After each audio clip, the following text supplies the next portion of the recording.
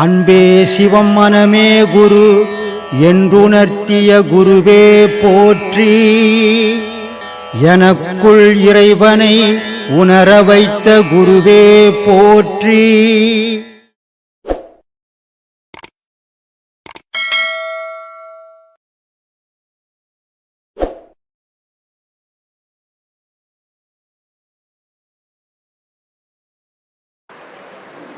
மனத்தோட வாழற வரைக்கும் அவனுக்கு எல்லா வேற்றுமைகளும். மனசை தாண்டி ஆத்மாவண்ட போகும்போது அவனுக்கு வேற்றுமை போயிடும். எல்லாம் ஒன்று தான், எல்லா ஜாதியும் ஒன்று தான், எல்லா மதமும் ஒன்று தான் அப்படின்ற மனோபாவம் வந்து அது எப்போ வரும் அவனுக்கு அப்படின்னா உச்சக்கட்ட ஞானத்தில் வரும். அது அஞ்ஞானத்தில் வராது. பிழப்புக்காக மதத்தில் இருக்கிறவனுக்கு வராது. கடவுளுக்காக பாடுபடுறான் பாரு, அவனுக்கு வரும். அப்படிப்பட்ட நிலையை வந்து ஒவ்வொருத்தனும் உயர்த்திக்கணும்.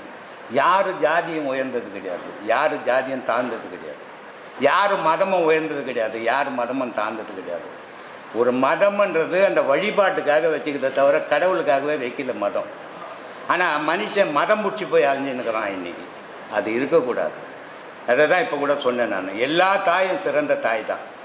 ஒரு குழந்தைய பெற்றால்னா அவன் தாய் தானே. உன் தாய் ஒஸ்தி என் தாய் ஒஸ்திலாம் ஒரு கிடையாது. எல்லா தாயும் தாய் தான்.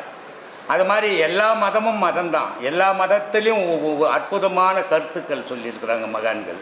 ஆனால் அதை மறந்து பிழப்புக்காக மதத்தை எடுத்துக்கின்னு தெரிஞ்சான்னா அது அவன் கடவுள் வழிபாட்டில் இல்லை, பிழப்பில் இருக்கிறான்னு அர்த்தம். கடவுள் வழிபாட்டில் இருக்கிறவன் நடுரோட்டுக்கு வரமாட்டான். பிழப்புக்கு இருக்கிறவன் மதத்தை எடுத்துக்கின்னு ரோடெல்லாம் சுற்றுவான். இதுதான் இன்றைக்கி உலகத்தில் நடந்துக்கின்னு இருக்குது. அதனால் மதத்தை மறந்துடுங்க, தெய்வத்தை வழிபடுங்க, கடவுளை சுமங்க, ஜாதி மதத்தை மறங்க, கடவுளை நினைங்க. அதுதான் வாழ்க்கைக்கு நல்லது. அது எல்லாருக்கும் நன்மையை தரும். மதமோ ஜாதியோ வச்சுக்கினீங்கன்னா வேற்றுமை உண்டாயிடும். அந்த வேற்றுமையை கலைஞ்சிடுங்க. அதனால தான் சொல்கிறது, மதம் நல்லெண்ணக்கம். ஒரு பாய் சேர்ந்துப்பான், ஒரு கிறிஸ்டின் சேர்ந்துப்பான், ஒரு இந்து சேர்ந்துக்குன்னு அங்கே சாப்பிட்டாருன்னா மதம் நல்லெண்ணக்கம் வந்துடுமா? மதன்றது இல்லாதாக்குறாங்க. அதனால தான் சொல்கிறது, மத நல்லிணக்கன்றது மறந்துடுங்க, மனித நல்லிணக்கம்னு சொல்லுங்க அப்படின்றது. அப்போ மனித நல்லிணக்கணும் போது வேற்றுமை இல்லை, மத நல்லிணக்கணும் போது வேற்றுமை வந்துடும். அந்த மத நல்லிணக்கன்றதே தவறான சொல்லுது. அதனால் மதத்தை மறந்துட்டு மனுஷனை நினைக்க கற்றுங்க. மனுஷனை நினச்சிங்கன்னா வேற்றுமை போயிடும். ஆனால் இன்றைக்கி மதங்களையும் ஜாதிங்களையும் வச்சுக்கின்னு ஒருத்தனை தாழ்த்தி ஒருத்தனை உயர்த்தி ஒருத்தனை அடிமையாக இருந்துக்கின்னு இன்னொருத்தனை அடிமைப்படுத்திக்கின்னு வாழறது மனித பிறவியாது. மிருகம், ஒரு மிருகத்தை ஒரு மிருகம் அடிமைப்பட்டு வாழும். மனிதன் சுதந்திரமாக வாழக்கூடியவன் அதை அழிச்சு பால் பண்ணிக்கிறானுங்க அந்த மதன்ற பேரில். அது இருக்கக்கூடாது. யாரும் உயர்ந்தவன் இல்லை. எவன் செத்தாலும் எந்த மதத்துக்காரன் செத்தாலும் மண்ணு தான் சொன்ன போது. எந்த மதத்துக்காரன் கடவுள்கிட்ட போக முடியாது. ஏன்னா கடவுள்கிட்ட இப்போ கடவுள் நினைப்பிலே அவன் வாழலை, மத நினைப்பில் வாழறவன். மத நினைப்பில் வாழறவனு கடவுள் வழிபாடே கிடையாது. அதனால் மதத்தை மறந்துட்டு கடவுளை நினைக்க கற்றுக்கணும். எல்லா மனிதனுக்குள்ளும் மதத்தில் கடவுளே கிடையாது, எல்லா மனிதனுக்குள்ளது கடவுள். அதை தேடி எடுக்கிறதுக்கு வழி தெரிஞ்சுக்கணும். ஐயா, அந்த பித்ருவை பற்றி பேசியிருந்தீங்க, யூடியூப்பில் பார்த்துருந்தேன். அதாவது ஒரு உயிர் வந்து 20 நாளில் வேறு இடத்துக்கு போயிடுதுன்னு சொல்கிறீங்க. ஆனால் சில விளம்பரங்களில் பார்க்கும்போது ஆவியோடு பேசலாம் இந்த மாதிரி சொல்கிறாங்களா? இதை பற்றி உங்கள் நான் சொன்னது இல்லை, நீங்கள் சொல்லையா? பித்ருவை பற்றி அவங்களே சொல்கிறாங்க இருக்குதுன்னு. ஆமாம், நான் இல்லைன்னு தான் சொல்கிறேன். சரி, ஆவியும் இல்லை பித்ருவும் இல்லை. சரி, அப்போ அது ஒரு ஏமாத்து வேலை தான் இல்லையா? அதான் கேட்குறேன். சரியா? அப்புறம் நேற்று பார்த்தீங்கன்னா ஒரு சூழல் பார்த்தீங்கன்னா திருநெல்வேலியிலேருந்து கிளம்பும்போது கடுமையான மழை. சரி, ஆமாம், வருவோமோ வர மாட்டோமோன்ற அளவுக்கு அந்த அளவுக்கு ஆகிடுச்சு. அப்புறம் ஆட்டோக்கார் பார்த்தீங்கன்னா மழை விட்டுடுச்சியா நானே வாரேன்டார். அதான் அந்த ஒரு கொடுப்பனை இன்னைக்கு உங்களை சந்திக்கணும்னு. இது ஆமாம், மன உறுதி. கண்டிப்பாக ஒரு இடத்துக்கு போகிறோம், ஒரு கடலில் மீன் பிடிக்க போகிறான். ஆமாம், மீனகாரன். ஆமாம், கடலில் அலை அடிக்குது. ஆமாம், சாதாரண அலை இல்லாத குளத்துலேயே நம்ம இறங்க பயப்படுறோம். ஆனால் அலை அடிக்கிற கடலில் இறங்கி அவன் மீன் பிடிக்கிறான். அவன் திரும்பி கரையேறுவானோ ஏற மாட்டானோ தெரியாது, ஆனால் தைரியமாக இறங்கிடுறான். அந்த தைரியம் அவனுக்கு திருப்பி கரையேற்றுது. அது மாதிரி எந்த செயலை செய்தாலும் இது என்னால் முடியும் அப்படின்னு செய்தால் முடியும். கண்டிப்பாக போகுமா போக மாட்டோமா, மழை வருமா பாதியில் குளிர் எடுத்துக்குமான்னு தான் வீட்டில் படுத்துக்க வேண்டியது தான். கண்டிப்பாக அது மாதிரி எங்கள் அப்பாவும் உங்கள் வழிதாயா, தெய்வ வழிபாடே கிடையாது பெரியாருன்னு சொல்லுவாங்க சொந்தத்தில். நான் தெய்வ வழிபாடு பண்ணாமல்லாம் இல்லை, அது எல்லாம் நான் அந்த மாதிரி முட்டாள் இல்லை. நான் சரி, நான் கடவுள் இருக்குதுன்றவேன். ஆனால் இந்த ரூபத்தில் இல்லைன்றீங்க. கடவுள் இருக்குதுன்ற உனக்குள்ளவே இருக்குதுன்றவன் நான். அதேதான் நான் கடவுள் இல்லைன்றவன் கிடையாது. சரி சரி. அவங்க கதை வேற, நம்ம கதை வேற. நான் கடவுள் இல்லைன்னா கோயில் கட்ட மாட்டேன். அதான் கேட்கணும்னு செய்யும். அதான் கடவுள் இல்லைன்னா நான் கோயில் கட்ட மாட்டேன். கடவுள் இல்லைன்னா நானே இருக்க மாட்டேன். கண்டிப்பாக. கடவுள் எனக்குள்ள இருக்கிற வரைக்கும் தான் நான் உழவ முடியும். கடவுள் என்ன விட்டு பண்ணாருன்னா நான் படுக்க தான் ஆயிடுவேன். இது யாரா இருந்தாலும் அந்த நல்லதான். கடவுள் இல்லைன்னு சொல்ற முட்டாள் இல்லை நானு. கடவுள் உண்டு. ஆனா இருக்கிறத இல்லைன்ற முட்டாளும் கிடையாது, இல்லாததெல்லாம் இருக்குதுன்ற முட்டாளும் கிடையாது. இப்போ நான் சாலக்கிராம வழிபாடு பண்ணிட்டு இருக்கேன், தினம் அபிஷேகம்லாம் பண்ணி, நீ என்ன பண்ணாலும் அணிவிக்க தானே செய்யறேன்றாங்க கால் ஊனத்துக்கு. இதுக்கு என்ன?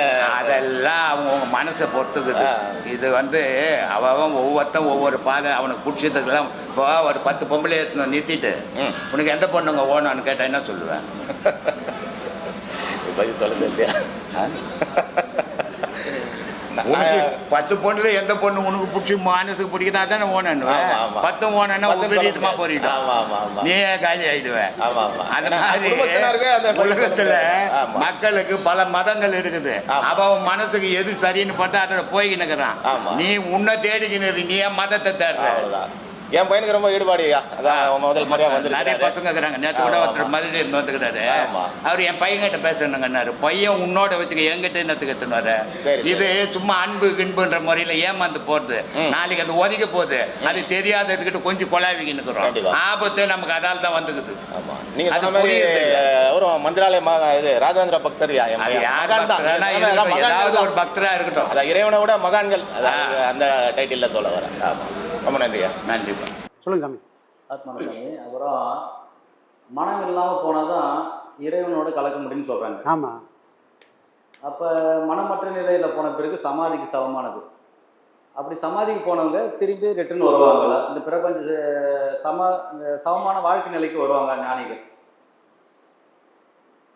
திரும்ப சகஜ நிலைக்கு வருவாங்களான்னா ஆமாம், வரத்துக்கு வாய்ப்பு இல்லை.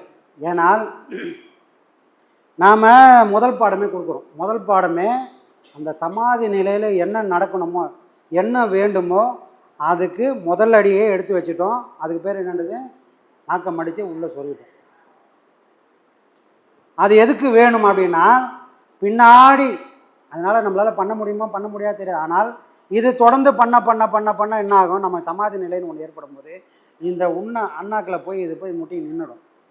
அப்போது இந்த மூக்கு வழியாக மூச்சானது போயின்னு வந்துன்னு இருக்காது, அது உள்ளுக்குள்ளவே போக ஆரம்பிச்சிடும். அப்படி ஒரு நிலையில் உள்ளுக்குள்ளே ஓட ஆரம்பித்தால் மட்டும்தான் அது சமாதியில் நிற்கும். அந்த உடல் என்றைக்குமே அழியாத நிற்கும். அந்த உடலும் அடியில் உயிரும் ஒடுங்கி நிற்குதுன்னா அவங்களுக்கு மட்டும்தான் பிறவி மெட்டி வரையில. உடலை விட்டு உயிர் போனால் பிறவி நிச்சயம். உடலுக்குள்ளவே இந்த உடலை அது வஜ்ரம் ஆக்கிட்டு இந்த உடலை அழியாத தன்மைக்கு அது கொண்டு போய் நிறுத்திட்டு அங்கேயே ஒடுங்கி நின்னால் அது பிறவி என்றது ஒன்று எடுக்க வேண்டிய வேலையே கிடையாது. ஏனால் அந்த சீவனானது சிவமாக மாறி நிற்குது. சிவன் எங்கேயுமே பிறந்ததே கிடையாது. கிருஷ்ணன் தான் தசாவதாரம் எடுத்துக்கிறான், திருமால் தான் தசாவதாரம் எடுத்துக்கிறாரு. சிவன் எங்கேயும் அவதாரம் எடுத்ததில்லை. ஏனால் அவன் எப்பவுமே தவம் பண்ணிக்கினே இருக்கிறான். புரியுதுங்களா? அப்போ ஞானிகள் மகான்கள் மட்டும்தான் எப்பவுமே தவம் பண்ணுறதுனால அவங்க சிவனுக்கு சாட்சியாக இருக்கிறாங்க, சிவமாக இருக்கிறாங்க. அதனால தான் எல்லா மகான்களோட சிவனோட கோயில்லையும் அவங்களுக்கு மேலே சிவனோட வடிவத்தை, லிங்கமான அந்த வடிவத்தை வச்ச காரணம் என்னென்னா, உள்ளே இருக்கக்கூடிய பார்க்கக்கூடிய சக்தி நமக்கு இல்லை, ஆனால் உள்ளே இப்படி தான்பா இருக்கிறான்னு வெளியே காட்டியிருக்கிறாங்க. வாழ்நாள் ஃபுல்லாக எதை நோக்கி அவங்க போனாங்களோ அவங்க அதுவாகவே ஆகிட்டாங்க அப்படின்னு காட்டுறதுக்காக தான் மேலே வச்சுருக்காங்க. இந்த நிலையை ஆண்டால், இந்த நிலையை எட்டி பிடிச்சால் அவங்களுக்கு மனம்ன்றது இல்லை. ஏன்னா அவங்க சிவமாக மாக்கிறாங்க. சிவம் தண்ணியாக இருந்தால் நானும் சிவமாக தண்ணியாக மாறணும். சிவன் நெருப்பாக இருந்தால் நானும் நெருப்பாக மாறணும். அவன் எப்படி இருக்கிறானோ அவன் இப்படி மாறினார் மட்டும்தான் அவனாக மாறக்கூடிய சக்தி இருக்குது. அவன் எண்ணெயாகவும் நான் தண்ணியாகவும் இருந்தால் இது என்றைக்குமே ஒன்று சேர போகிறது இல்லை. அப்போது அவனுக்கு மனம் இல்லை, அந்த மனசை நம்மக்கிட்ட கொடுத்துட்டான். நான் போகிறதுக்குள்ளே இந்த மனசை அழிச்சிட்டு அவன் எப்படி இருக்கிறானோ அப்படியா நான் மாறினால் திரும்பி பிறவியை இலசம் அவனுக்குள்ளே ஒடுங்கிடும். சரிங்களா? பத்ரகிரியாருக்கு முக்தி கொடுத்துட்டாரு. முக்தி கொடுத்த உடனே இவருக்கு ஒரு கேள்வி வந்தது, என் சீடனுக்கு முக்தி கொடுத்துட்டேன், சரி போட்டோம், அவனுக்கு முக்தி கொடுத்ததை பற்றி நான் எந்த வாய்தாவும் உங்கள்கிட்ட போடல, எனக்கு ஏன் முக்தி கொடுக்கல அப்படின்னு ஒரு கேள்வி வருது அவருக்கு. காரணம் என்ன? அவர்கிட்ட அந்த மனம் வெளிப்பட்டுச்சு. இல்லைன்னு சொன்னால் அவர் கேட்க வேண்டிய கேள்வியே கிடையாது, அவ்வளோ பெரிய மகான். ஆனால் ஒரு சீடனுக்கு தனக்கு முன்னாடி வந்த உடனே ஒரு குருவால் தாங்கிக்க முடியல, சீடன் போயிட்டானே தாங்கிக்க முடியல, எனக்கு அவ்வளோ பக்குவம் இல்லையா அப்படின்னு ஒரு கேள்வி வந்து, அந்த கேள்வி எங்கேருந்து வந்திருக்கோம்? அறிவுலேருந்து வந்திருக்காது, மனம் கேட்க வந்துச்சு. அப்போ ஒரு நாள் மனம் எட்டி பார்த்த உடனே இறைவன் என்ன பண்ணிட்டான், உனக்கு மனம் வந்துச்சுன்னா நீ என்ன பண்ணி இன்னிலேருந்து கோயில் கோயிலாக சுற்று, உனக்கு நுனிக்கரும்பு எப்போ தித்திக்குதோ அன்னைக்கு உனக்கு நான் காட்சி கொடுத்து உன்னை அணைச்சிக்கிறேன். அப்போ எல்லாரும் என்ன நினச்சிக்கினாங்கன்னா, அவர் ஊர்லாம் சுற்றினாரு, 1000 பாடல் மேலே பாடினாரு, திருவொற்றியூருக்கு வந்ததுக்கப்புறம் தான் நுனிக்கரும்பு இனிச்சதுன்னு நினச்சினாங்க. அது இல்லை விஷயம். மனம் அழிஞ்சதுக்கப்புறம் தான் அவர் திருவொற்றியூருக்கே வராரு, மனம் அழிஞ்சதுக்கப்புறம் தான் அவருக்கு நுனிக்கரும்பு இனிக்குது. இதுதான் விஷயமே தவிர திருவொற்றியூரில் ஒன்றும் இல்லை. திருவொற்றியூர் வரும்போது இவர் மனம் இல்லாத நிலைக்கு போயிட்டார், எல்லாத்தையும் அழிச்சிட்டு நிற்குண பிரம்மமாக ஆயிட்டார். ஆகையினால அவர் சிவமாக மாறினார். எத்தனையோ சிவன் கோயில் போனார், அன்றைக்கே போல. அப்போது தான் சீடனுக்கு முக்தி ஆனவுடனே வந்த மனம் திருவொற்றியூருக்கு போனவுடனே அந்த அழிஞ்சிடுச்சு. அதனால் அவரே சிவனாக மாறி பசங்களுக்கு விளையாட்டுகள். இது சித்து. இதில் மகான்களோட வாழ்க்கையில் வெளிப்படையாக பார்த்தா ஒரு விஷயங்கள் இருக்கும், உள்ள முன்முகமாக போனோம்னா அதில் 1000 விஷயம் இருக்கும். சரிங்களா? இதுதான் சாமி. சரி, அர்த்தம் சாமி. அப்புறம் உலகத்தில் பலம் வாய்ந்த சக்தி மிகுந்துக்கிட்டா இறைவன் கடவுள் தான் சொல்கிறாங்க.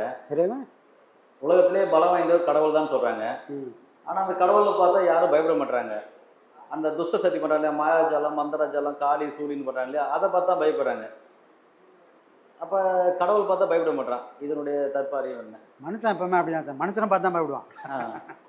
இறைவன் மேலே கொஞ்சம் கூட பயமே இல்லை. சிவவாக்கியர் சொல்கிறாரு, உங்கள் கேள்வி தான் சொல்கிறாரு, தங்கள் தேகம் நோய் பெறின் தனைப்பிடாரி கோயிலில் பொங்கல் வைத்து ஆடு கோழி பூசை பலி இட்டிட நங்கு சொல்லு நலி மிகுந்து நாளும் தேய்ந்து மூஞ்சூராய் உங்கள் குலத்து தெய்வம் உண்மை உருக்குதில்லையே.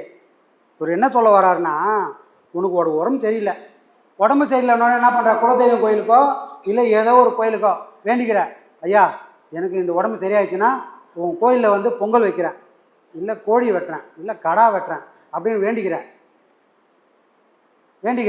வேண்டி போய் உனக்கு உடம்பு சரியானவனே அதை போய் நீ நிறைவேற்றிடுற. ஆனால் இன்னொன்று நினச்சி பார்த்தியா, அதே கோயிலில் அம்மன் உக்காந்துக்கிறாங்க, வைக்கும்போதே மூஞ்சி இருந்தது முகம் இருந்தது, ஆனால் காலப்போக்கில் அது என்னாச்சு, மூஞ்சி போய் முகம் போய் இப்போ மூஞ்சின் மாதிரிக்கு தான்.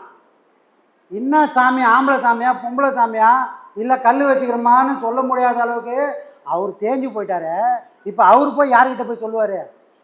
உனக்கு உடம்பு தேஞ்சவொடனே அவர்கிட்ட போய் முறையிட்டு கடா வெட்டினிய, இப்போ அவர் தேஞ்சு போயிட்டாரு, அவர் சுகம் இல்லாமல் இருக்கிறாரு, அவர் போய் யார்கிட்ட போய் சொல்லுவார்? நான் தானே சாமி? வைக்கும்போது மூஞ்சி முகம்லாம் இருந்தது, ஆனால் இவன் ஆன ஆட்டத்தில் அவரெல்லாம் அடங்கி இப்போ மூஞ்சி மாதிரி ஆகிப்போச்சு, அவர் என்ன சாமின்னே தெரியாத அளவுக்கு ஆகிப்போச்சு. இப்போ அவரோட குறைய அவர் எங்கள் கோயிலில் போய் கடை வெட்டுவார் அப்படின்னு யாருக்கு? நான் கேட்கல சாமி, சிவவாக்கியர் கேட்குறாரு. உனக்கு ஒன்றுன்னா சாமிக்கிட்ட வேண்டி வெட்டுறடா, சாமியே இப்படி தேஞ்சி போய் உக்காந்துக்கிறாரு, அவர் யார்கிட்ட போய் வெட்டுவார்? புரியுதா சாமி? உன் கேள்விக்கு அன்றைக்கே சொல்லிட்டாரு சாமி பதில.